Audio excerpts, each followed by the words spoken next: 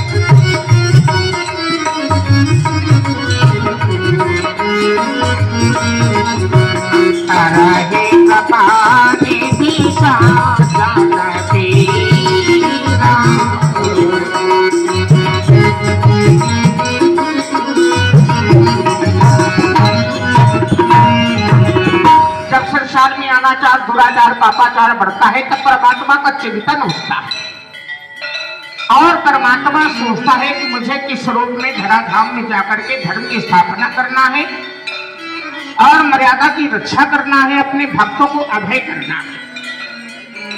और रामचरितमानस में पढ़ते ही है कि विप्रभेद असुर संत हित लीन मनुज अवतार।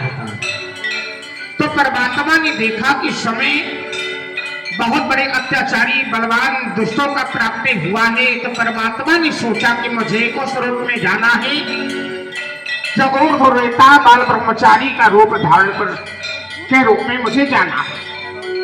परमात्मा ने परशुराम का अवतार लेना चाहा क्योंकि संसार में इतना अत्याचार बढ़ा था, बलवान की आवश्यकता थी और तेज की आवश्यकता थी।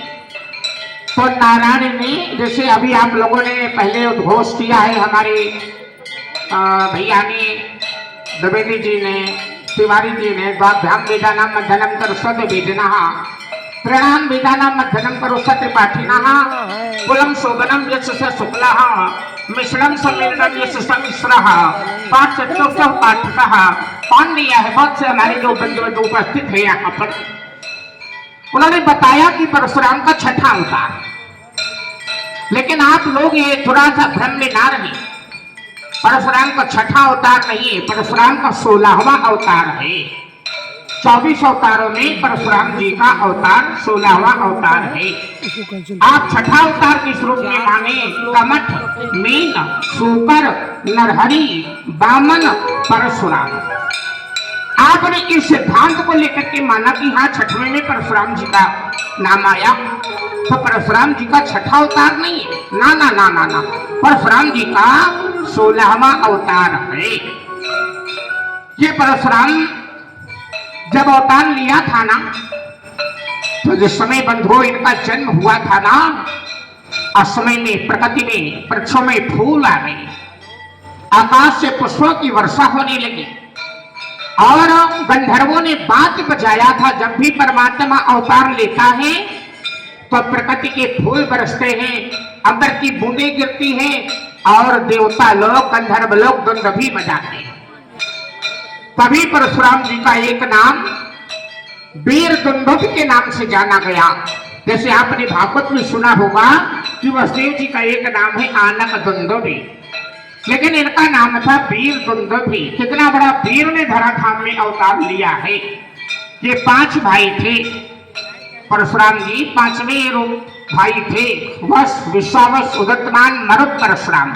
जैसे अनंत बलवंत श्री हनुमंत लाल जी हैं, तो हनुमान जी भी 5 भाई हैं। सबसे छोटे भाई हनुमान जी हैं, मतिमान, बुद्धिमान, सतीमान, महामान, सबसे छोटे हनुमान। उसी प्रकार परशुराम जी अवतार के हैं। और कुछ लोगों की ये धारणा होती है कि परशुराम जी के अंदर छात्र अंश है, ब्रह्म अंश है। लेकिन बंधुओं, ये बात अगर यथार्थ में देखा जाए तो जन्म के बिंदु में थोड़ा सा मंत्र का प्रभाव है, लेकिन नहीं, ऐसा कुछ नहीं है बंधुओं। संसार में जब अधर्म बढ़ता है, यदा यदा हि धर्मस्य ग्लानिर्भवति भारत अभ्युत्थानं धर्मस्य तदात्मानं सृजाम्यहम् परित्राणाय साधूनां विनाशाय च दुष्कृतां धर्म संस्थापनार्थाय संभवामि युगे युगे।